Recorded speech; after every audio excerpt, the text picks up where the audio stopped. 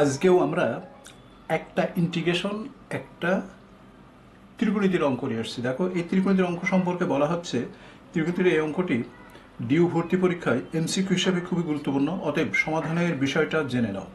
তো আমরা প্রথমে ইন্টিগ্রেশনটার সমাধান করব। দেখো কিভাবে ইন্টিগ্রেশনটা সমাধান করি একটু দেখে নাও।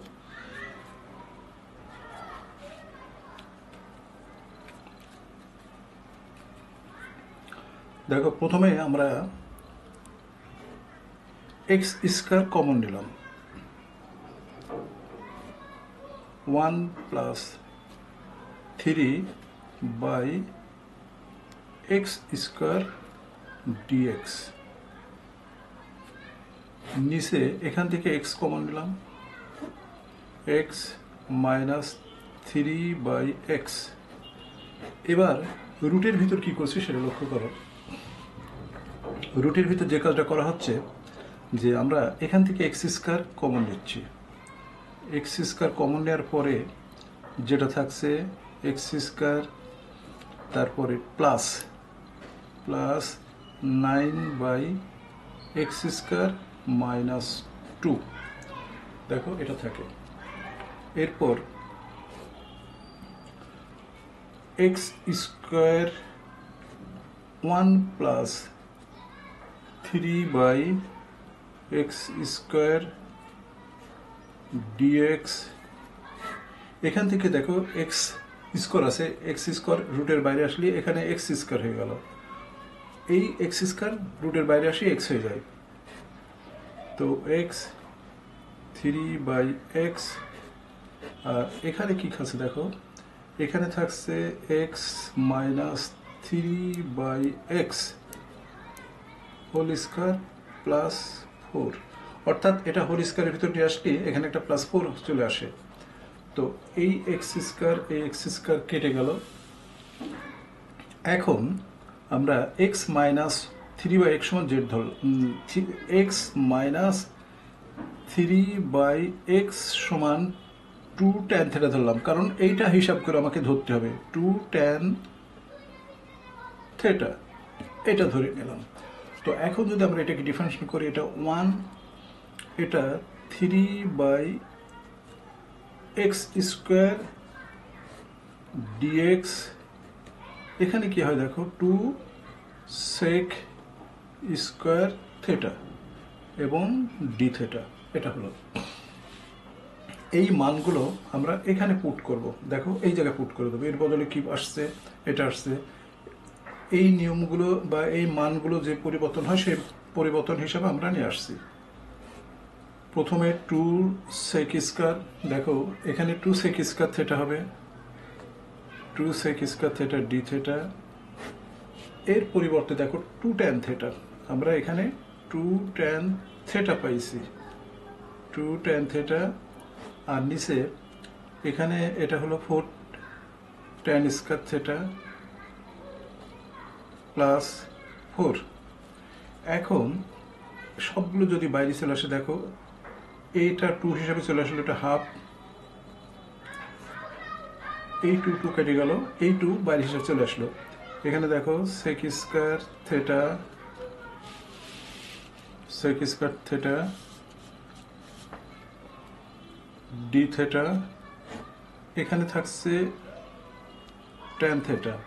এটা সেক মানে 1 প্লাস tan স্কয়ার থাকে, কারণ 4 বাইরে চলে আসছে, 2 হয়ে গেছে, হাফ হয়ে গেছে। তারপর এটা সেক স্কয়ার থিটা হবে, অর্থাৎ সেক থিটা। এটা সেক থিটা হলো, এটা দাঁড়ালো। এখন আমরা দেখো এই সিস্টেমটাকে আমরা এখানে হাফ লিখলাম, হাফ লেখা হলো।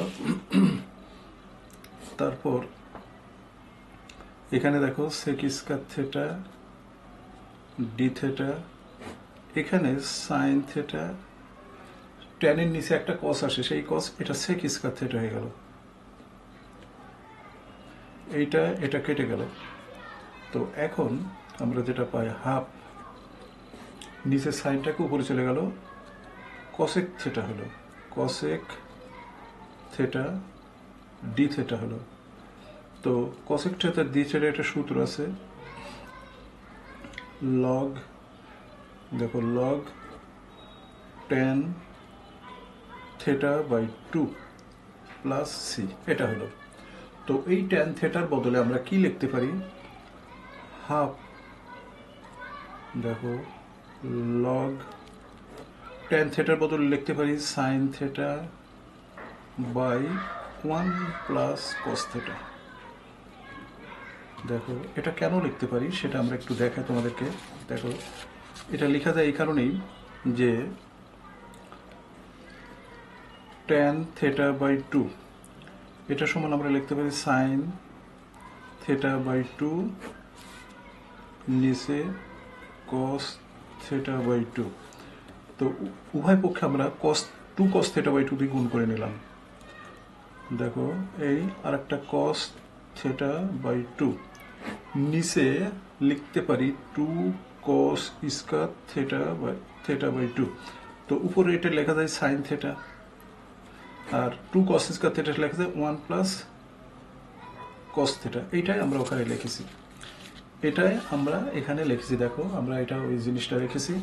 এখন আমরা প্রথমে যেটা ধরে নিয়েছিলাম, দেখো আমরা প্রথমে এখানে ধরে নিয়েছিলাম এক্স 3/x সমান 2 tan থিটা ধরে নিয়েছিলাম।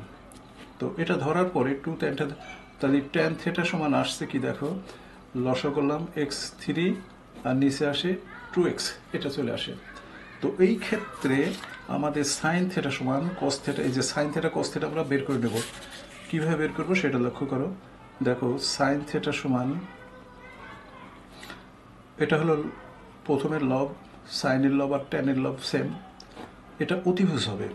হ্যাঁ, তো অতিভুজটা ওই যে আগে যে মানটা ছিল সেটা হচ্ছে অতিভুজ, x4 2x স্কয়ার প্লাস 9 অতিভুজ। ঠিক কস থিটা সমান আমরা লিখতে পারি, যেমন এটা ভূমি, তাহলে ভূমি উপরে থাকে আর অতিভুজটা কিন্তু সেম, এটা x4 2x স্কয়ার প্লাস 9। এই মানগুলো যদি আমরা এখানে বসিয়ে দিই, দেখো এই মানগুলো যদি বসিয়ে দিই তাহলে আমাদের আসছে হলো হাফ লগ, উপরে আসছে x স্কয়ার 3 আর নিচে আসছে 2x plus x4 2x square plus 9 plus c. এটি হচ্ছে আমাদের এই অঙ্কটার সলিউশন। দেখো half log x square minus 3 2x plus root x4 plus 2x square plus 9, এটা হচ্ছে আমাদের প্রথম অঙ্কের সলিউশন। কোন অঙ্কের সলিউশন? এই অঙ্কটার সলিউশন। এই অঙ্কটার সলিউশন আমরা পেয়ে গেলাম। এখন আমরা এই অঙ্কটা সলিউশন করব। দেখো ত্রিকোণমিতিটা কিভাবে করি। ত্রিকোণমিতিটা খুবই গুরুত্বপূর্ণ, এটা আমরা শিখব। তো প্রথমে আমরা লিখে নিলাম, দেখো tan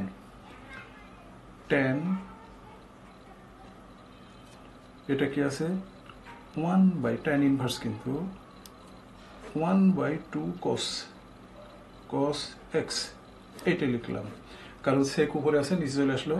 ঠিক দ্বিতীয় লাইন, এটাকে যদি আমরা ধরো, এটাকে কিন্তু বলছে প্রমাণ করো x সমান, এই সমীকরণ থেকে প্রমাণ করতে বলছে x সমান 2n পাই প্লাস মাইনাস π/3, এটা প্রমাণ করতে হবে এখান থেকে। তাহলে এখানে দেখো এটা tan করার সাথে সাথে tan ইনভার্স, তাহলে ওই একই মান আসছে x।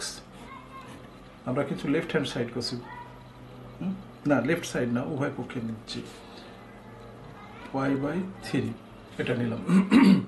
এখন দেখো এটা সেম, তাহলে 2 tan ইনভার্স 1/2 cos x, এটা π/3। এই 2 যদি এই 2 এখানে চলে যায় তাহলে π/6 হয়ে যায়, π/6। তাহলে এখানে আসছে tan ইনভার্স 1/2 cos x, এটা হলো। এখন এই tan এদিক চলে গেলে কি হয়? অতএব 1/2 cos x সমান tan,